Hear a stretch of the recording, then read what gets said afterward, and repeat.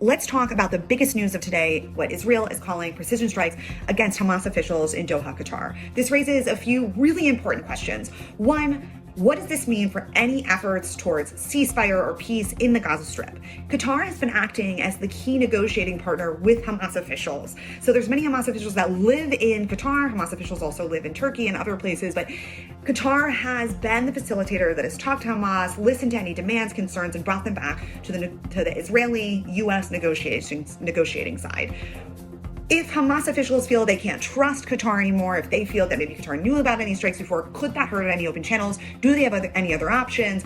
Does this also have put Qatar in a position where they feel they might not want to serve as a negotiating partner? I mean, the strikes were in the capital city of the country. This could put individuals at risk. It's a violation of international law to strike a sovereign territory.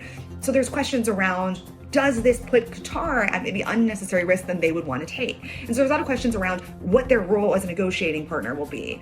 Second, when exactly did everyone know about all the strikes?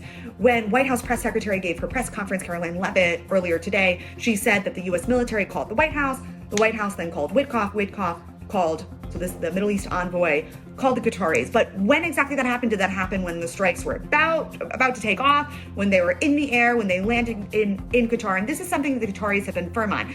Their press spokesperson came out and said that the statements being circulated about Qatar being informed in advance are baseless, that they only received communication from American officials during the sound of explosions resulting from the Israeli attack in Doha. And that then put some strain on U.S.-Qatari relations, one of the key players in the Middle East, where Trump made a stop on his first planned international visit during his second term in office. And then third, there's the question of Israel-Washington relations. When exactly did Israel inform Washington of the strikes?